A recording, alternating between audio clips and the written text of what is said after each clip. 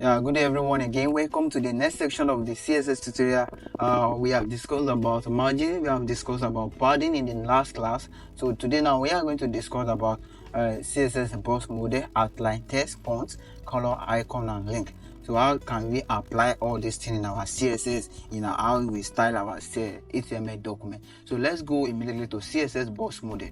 Let's go immediately to CSS Box Model. Now you may be wondering that I'm starting in this section. We have covered other part of the CSS in our previous lesson, which you can check in the video that will pop up at the right corner of this video as we start. Now let's go to CSS Box Model.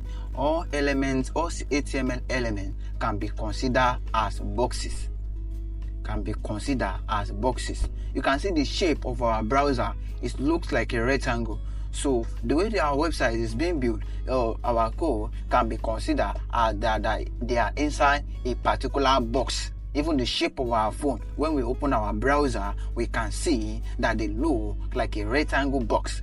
Now, the CSS Box Model, in CSS, the term box model is used when talking about design and layout. We are talking about the design and layout of our work. That is the box model that we are talking about. You know, when you want to build a house, you do the foundation of the house, you started putting the block, you put your cement, you put your star, you put your sand, you mix it up, you put the POP, you put everything, windows and glass, all those things. But in the first place, you have already bought the land. But you want to build on the land, when you want to build on the land, you do the foundation. Now the CSS, the HTML is our foundation. Now that we want to build our house, we want to build our site, we need to add all those styles to make it unique and beautiful. So now let's go back to CSS model, box model. The CSS box model is essentially a box that wraps around every HTML element. It consists of number one, content, padding, borders and margin.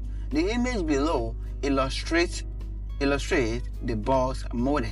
The first one, we have the margin, we have the border, we have the padding, or we have the content.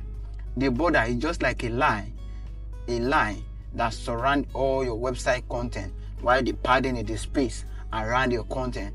The margin is the outer space around all your website content. Let me show you a sample of one on the Nigerian blog.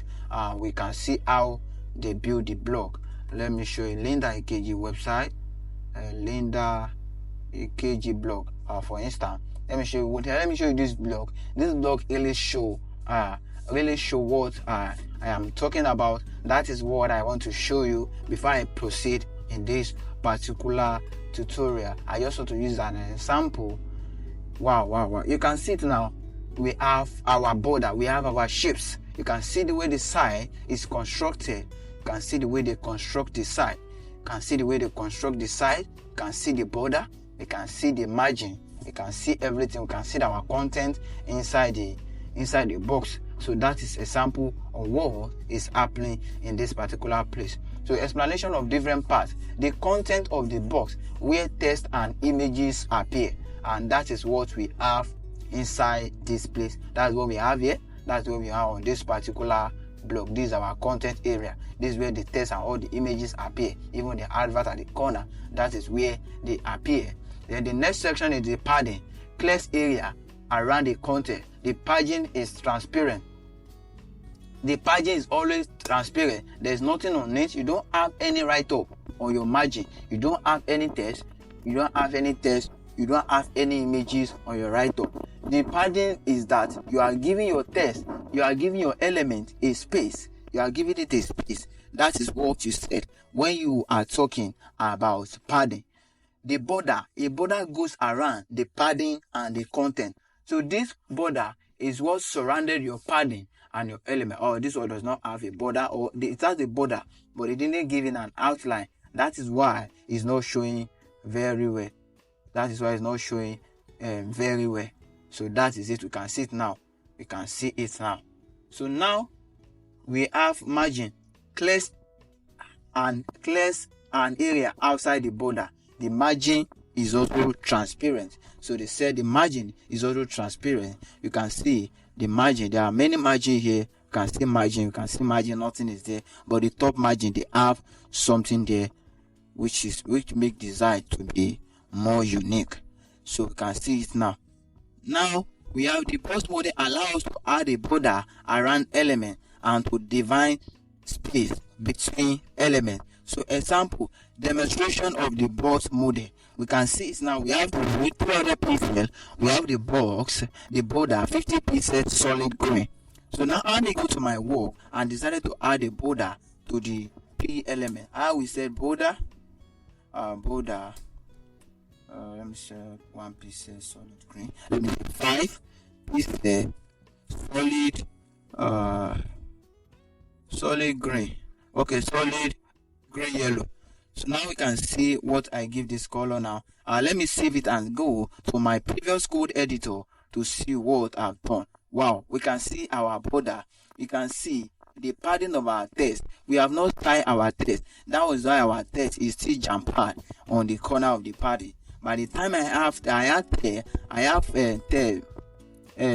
text. Let me say text padding to my text. The paragraph. Let me add padding. For instance, let me add padding top. Wait.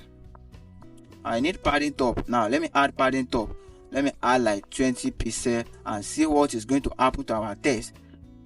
Because the way our text is looking now, wow, you can see it now. Our text has a little bit come down a little bit. So we can add to the right, we can add to the left too, to make our text to be more unique. So we are talking about padding and all those things inside the box model. So let me add to the left. Let me add like 30 to the left, 30 pixels. I will add 30 pixels to the left. Then the padding right too. I'm going to add padding 30 pixels to the right too. Now let's see it now. Let's save it and let's see what is happening. Wow, our text is now meaningful. And when we check this side too, they add padding to their work. That is why their work is being divided into each section, and it make the side to look more meaningful. Everything is not jam-packed on a straight line like that. So we can see it now. That is how to add padding to our work. Width and height of an element. In order to set the height and width of an element correctly in all browsers, you need to know how the box model works. Important, when you set the width and height property of an element, you just set the width and height of the content area. To calculate the total width and element of an area, you must also include the padding and the borders.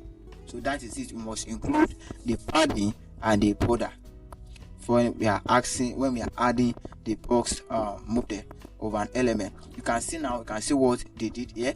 When you want to calculate the box model, you must add the height. You must add the width. You must add the padding and the border too, for it to go equally. Likewise, we can see what happened in this place. We can see everything that happened in this sample that I did here. So now you can see here is the calculation. Here's the calculation, just a simple arithmetic. 320 pixels wide of a width of a content area. So now the first one, 20, you just minus, you calculate, make a calculation. 20 pixels is for left padding and right padding. Now 10 pixels is for right border and left border. You add them like that. Then the 350, that is equal to 350, which is now we have is equal to 350 total pixels. We add it in each corner. Now 50 pixel height of a content. This particular area is for the height. Now the 50 pixel, the 50 pixel height of a content area, 20 pixel top and bottom padding, 10 pixel top and bottom padding. So the total width of an area should be calculated like this. Total element width plus left padding plus right padding plus bottom padding plus right padding. The total height of an element should be calculated like this. The height element, height plus top padding plus bottom padding plus right padding plus bottom padding, for you to know the height of your work.